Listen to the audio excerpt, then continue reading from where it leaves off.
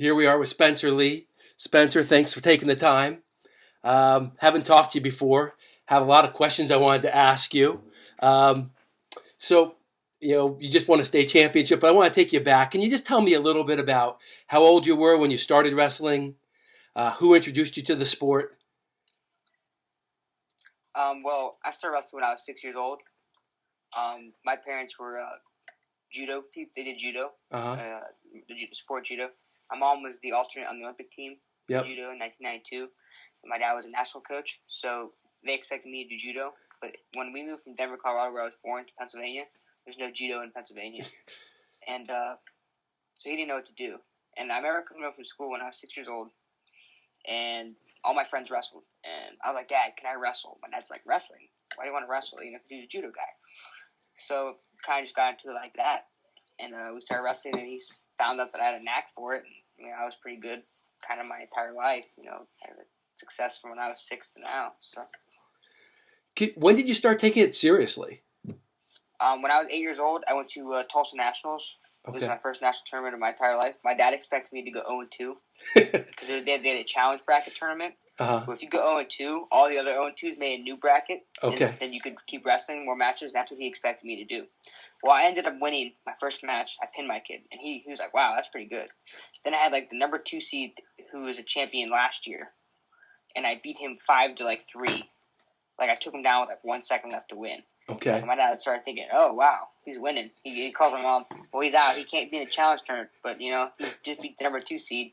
Then I made the finals, and I didn't win. I lost to a kid who's doing pretty good now. His name is Austin Gomez. Oh, okay. Yeah, I wrestled Austin last summer. I attacked him in 30 seconds in freestyle. So I got my revenge, but that's not what I'm trying to get at. But what I'm saying is, so that was my first national tournament, and I made the finals, and I lost. But that's when my dad said, wow, he has no training, no partners. We're from a place called Sagertown. Well, at that time it was Meadville, but it was barely a club. I trained for 2 months, and I went out and I almost won this national tournament. And he thought, wow, if I could get him partners and people that willing to, train him, see where he could really get to. And, we found Pitbull. Then I went to a place called Burnett's in Ohio. And I've been at Young Guns for the last, 6 years, 7 years. So. Did your parents roll around doing judo with you as a kid? Me and my mom roll around. Okay. She's 4'11", 106 pounds. She's really little. And I'm just barely big enough now to just, beat her up. Oh, yeah. When I was younger, she used to throw me around. Okay. All right. Interesting. So did you like the sport when you were a kid? Did you just gravitate? Loved it? Loved it. What attracted you to the sport when you were young? I was always a kid who'd be on the mat smiling. Yeah. I think I liked being in tournaments because, dad, you get the crazy dads of the world that double bracket their kids and you got to win every match. That my dad was the complete opposite. My dad was like, let them have fun. I'd be the kid who'd go win my bracket, and I'd be in the stands playing DS with 7 other people. Like Mario Kart, and all of us be playing together. I remember I'd be like, oh, my dad would be like, you're up, and I'd hand my DS off, and I'd go, and I'd wrestle, and I'd come back, get my DS, and my dad would just tell me, go have fun after I'd wrestle, and that's what I did. And everyone else was double bracketing their 7-year-olds, right? All this stuff, and my dad just he's having fun. All matters is, him learning right now, So you were playing computer games just to the second your match was called? Is that what you're saying? When I was younger. I got you. Now. No, because that's what youth wrestling is like now. My son is doing that. And I'm like, all right, just go play if that's what your buddies are doing. So I want to take a jump. It's fun. I had a lot of fun when I was younger. Well, and that's what kept you around, I'm guessing. I still love it. That's good, and we're going to talk about that more a little bit. I want to jump to your freestyle career a little bit on the international level. You won a cadet and a junior world title. Was there any discernible difference between the skill level of the guys you were facing in between those two divisions? Cadet, the guys there are 7, or oldest you can be there is 17. Mm-hmm. Well, oldest, you never know what other countries do. I'm not trying to say it, but right. You know what I mean. But so the oldest you can be is 17, but a junior's oldest you can be is 20. Right. If you're wrestling, because the guy I had in the semifinals at Junior Worlds was 19 years old from India. Remember him coming off the mat, and his coach spoke English, and he was like, how old are you? And I was like, 16. And I'm like, how old is your athlete? He goes, oh, he's 19. I'm thinking, that's kind of, it's kind of funny, because that guy's thinking he lost to a 16-year-old, But, but I think a big difference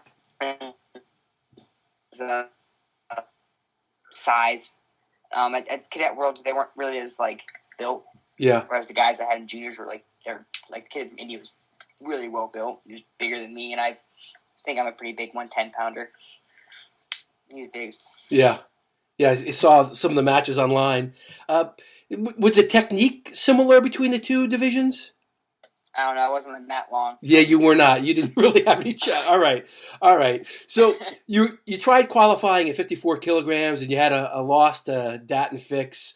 Can you tell me what was going through your mind after that match? Did you know you'd have a permission to go down to 50 kilograms before?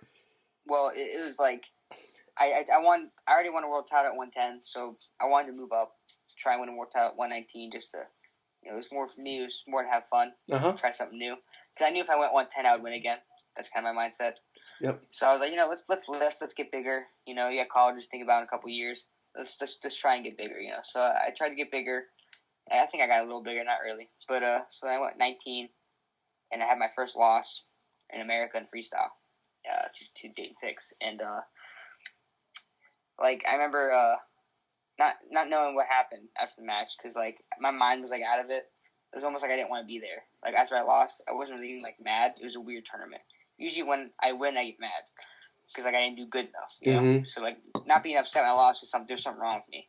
And like my dad knew something was wrong with me. It was just weird. It was such a weird tournament for me. And I remember hanging out with my friend and we're like playing video games and stuff. And I get a call from my dad. He goes, I had just eaten like a milkshake and. I was like depressed. I had never really lost in America freestyle. How long after this do you get the phone call from your dad? The next day. Okay.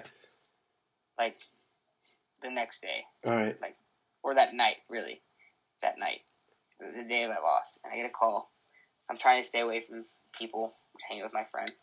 And he goes, "Hey Spence." He goes, "What are you thinking about making 110 in 8 days for the Junior World Trials?" And I was like, 110. He's like, yeah, 110. He goes, you have 8 days to make it. What were you walking around at? Well, I usually walk around like 24. Okay. The biggest. But I was like, I had just eaten a burger, I had a milkshake. I was probably like 28, which is the biggest I've ever been in my entire life. Okay. And my dad called me, I stepped on the scale, and I'm like, 28. I'm like, whoa. I did not expect to be that big. Yeah. And he goes, you got 8 days to make 110. I looked at him. I said, "Dad, if I don't go to a world team or go to a world championships, what am I going to do this summer?" To me, like I was like, I don't want to go to Fargo. I was like, okay, woohoo! I won Fargo. Like, That's my mindset. I want to win a world title. Let's do this. I had 8 days to make the weight, and I made the weight, and it wasn't that hard because that was an inflated weight. Yeah. Like the next day, I was probably like 22. Okay. Okay. so like that wasn't that bad, but like it still was hard to make. I hadn't been down there since the World Championships the year before. And like I said, I was lifting and trying to get as big as I could for 19. And so I was like, you know what, let's do it. Let's make 110. And that day I ran 3 times and got up in the morning and ran and had fruit and egg white and grilled chicken a little bit when he told me to. And then I ran again and I go to Young Guns and I work out. And I just did whatever they told me to do. And I never cheated. I never ate anything. And then I went to the Junior World Trials and made a team. Yeah, great performance. Tell me, so you said you were depressed after losing.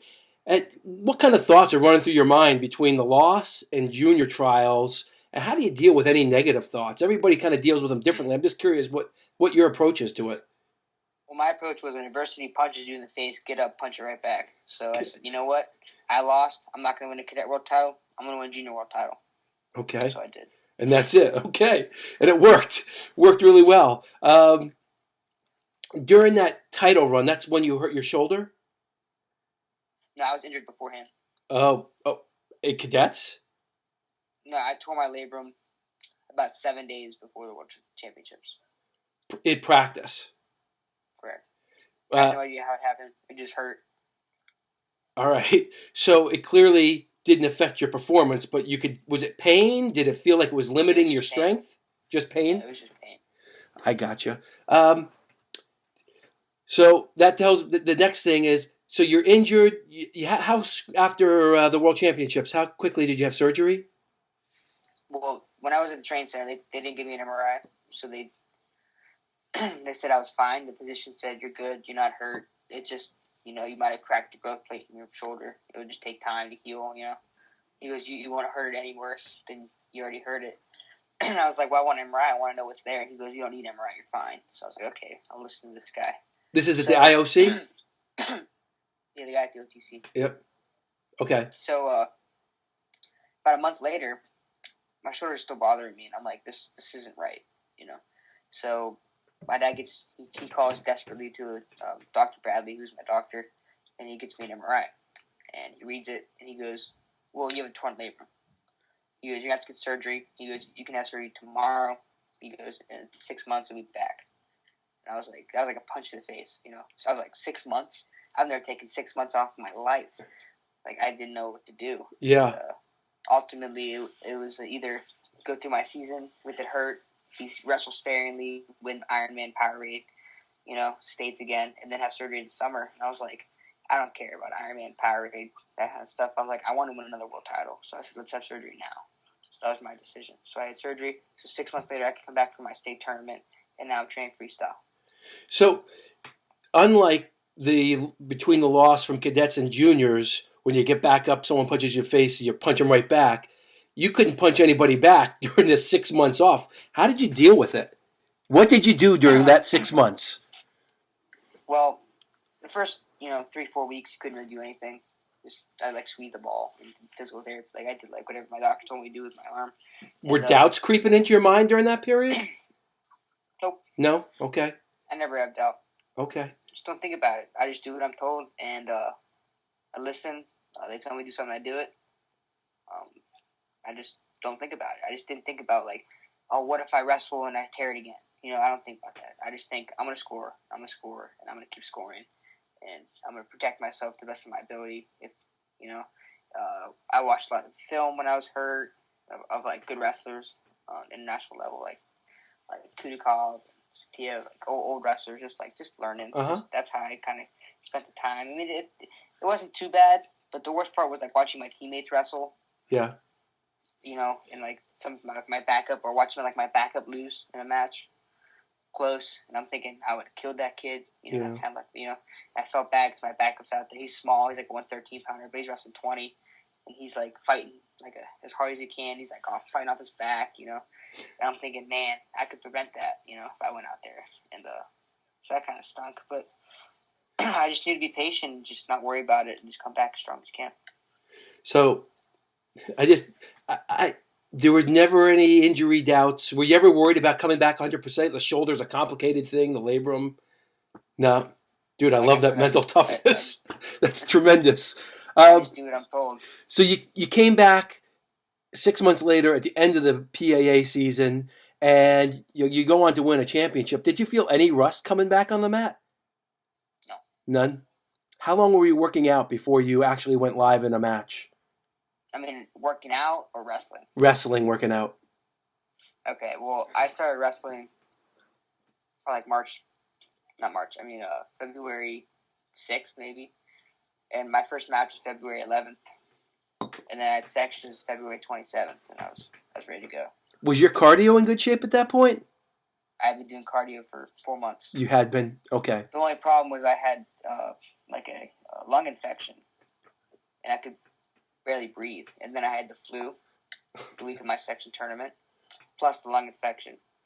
So I'm wrestling the kid who's ranked 5th or 6th in the state. I don't remember. And I remember I tackballed him, and I came off the mat, and I started shivering, and I felt super, super cold, and I just puked everywhere. So I'm shaking shaking like crazy. Yeah. I'm freezing. I got 7 layers on, and they're calling me to the podium stand. I'm coughing like crazy. It was terrible. So and then I went to the doctor. And I had 102 fever. So this is all happening after I come back. I'm thinking, Jesus, I just want to be healthy. I just came back from shoulder surgery. Now I have the flu.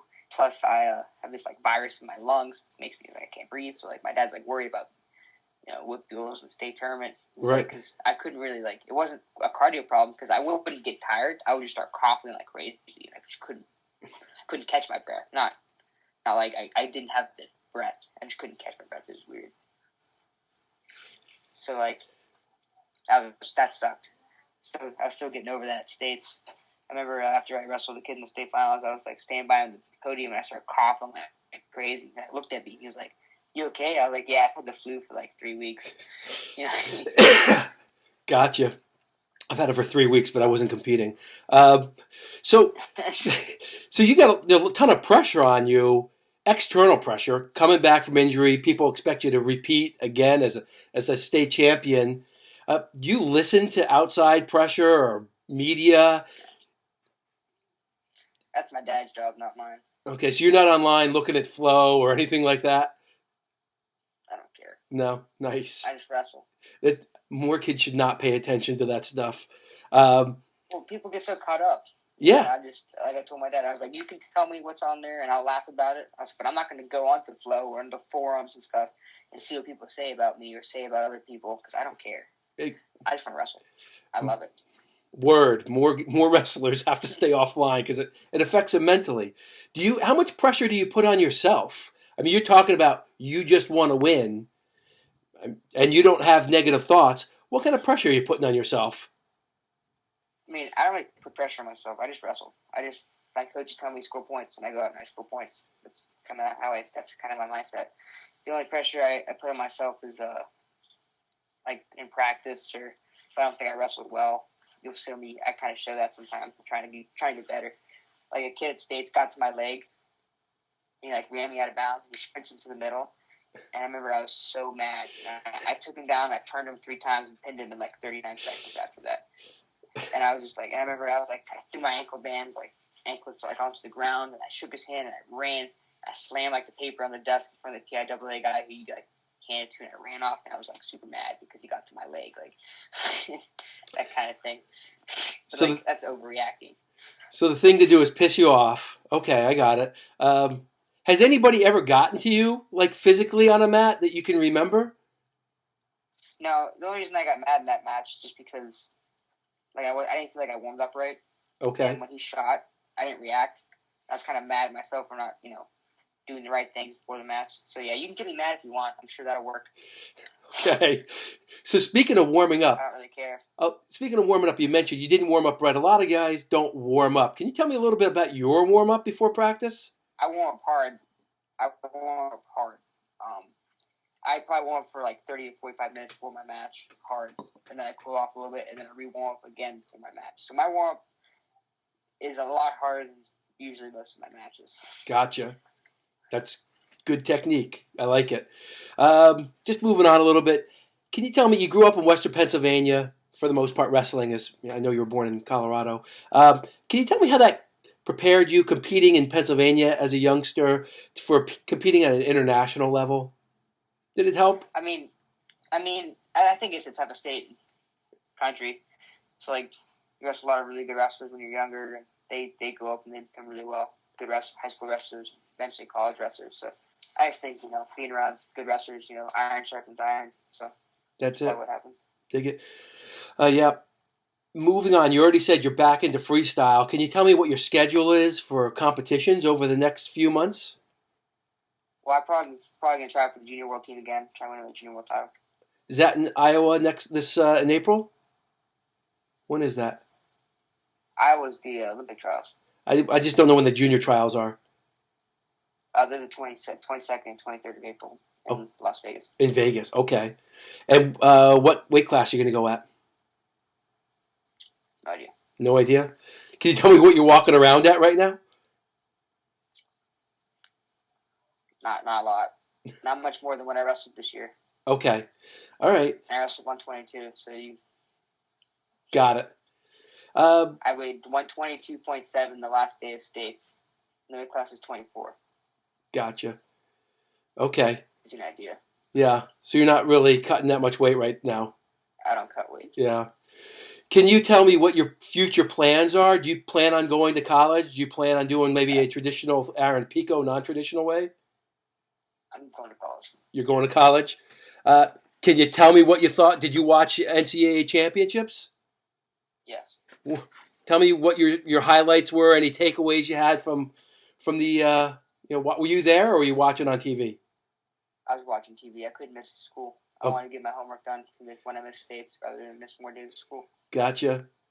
So what are your thoughts on the NCAA champions? I thought the finals were as exciting as I've seen in my entire life, and I'm 4 times older than you. It's crazy, huh?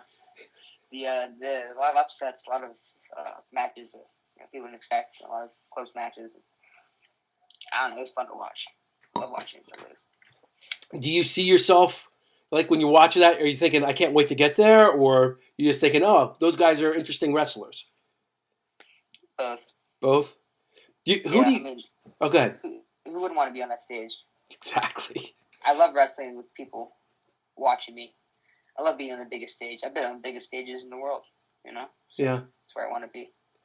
Can you tell me of all the guys out there competing right now at the D1 level or D2 or 3, who do you like watching the most? Or what technique do you like watching or anything like that? You don't have to call that one guy out. I like watching, like Jason Norfolk, he went to my club. Yeah. Young Guns. So me and him we've been really good friends. So I like watching the way him and like Rutherford and guys like the Ringer, Alex Danger. They just score points and they dominate. That's the kind of wrestlers I want. It's how I want to wrestle. Do you have goals written down for yourself? Of course. Do you walk around with them, or are they just in your head? Nah, they're in my room. They're in your room? I like it. All right. That's another thing for other wrestlers to keep in mind, man. I like them in your face all the time. So you said you're going to go to college. Do you have a short list of colleges right now, or? I mean, I'm there. I'm down. I don't really tell people, though. Can you give me a list of 5, or you don't want to? I don't usually tell people. Okay. All right. You could probably guess them, but. I don't want to speculate. Do you have a timeline for your decision? I want to commit before my senior year. So how many months is that? Well, before November. Okay, before November. Okay. Do you have official trips planned at some point?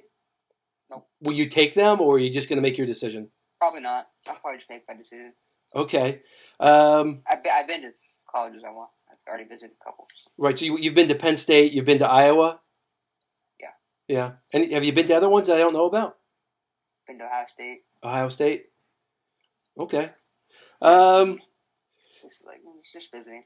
I got you. Do you have goals for the next 5 years already in your mind or written down? Of course. Can you share them? Oh, just always people always want to win 4 state titles. Yeah, you want to go to the best college you go to. Win another world title, kind of thing. Gotcha. So I'm guessing. I mean, you're alluding to that you want to be an Olympian at some point after college. Big goal. That's the big goal. What do you want to do after wrestling? Do you see yourself coaching? Do you see yourself being a doctor? Where do you see yourself in 15, 20 years? I mean, I see myself coaching at first. And then switching I want to be a Division I athletic director. So. Okay.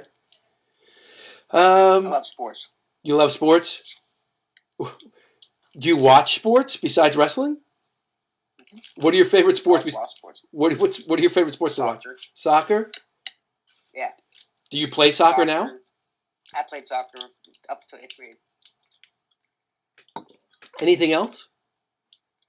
I mean, I did cross country, track, football, soccer, wrestling. You've done them all. So one thing you said you liked watching Jason Nolf, and I know you guys have been tweeting that kind of stuff at each other. He was a cross country guy, and his cardio just seems to go forever.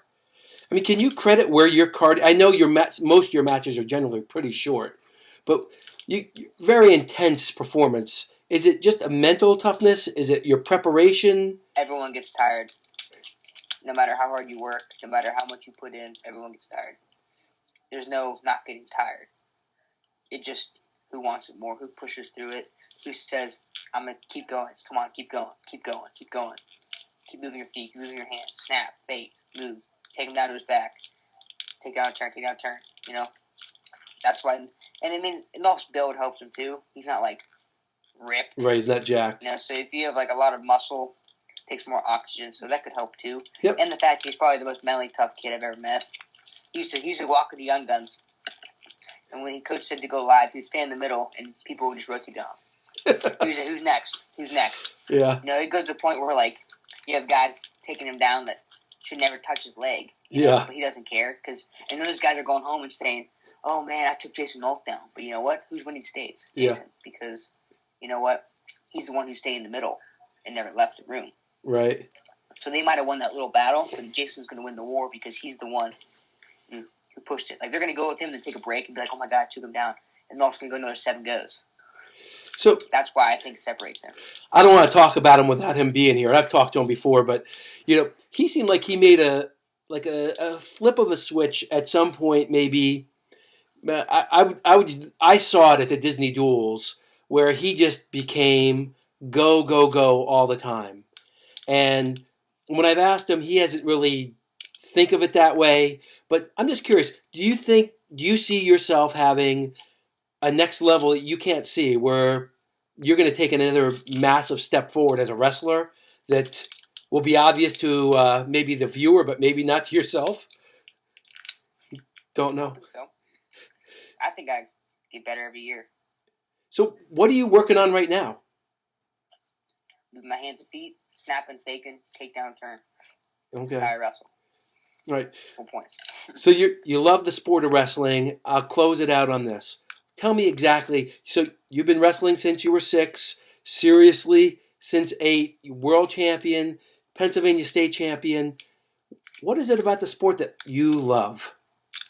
Because it's just you and another guy. It's who wants it more. My will versus your will. Toughest guy takes it all. Whenever I was younger, I read a lot of like fiction. I'm kind of a nerd, so I always wanted to be like a warrior.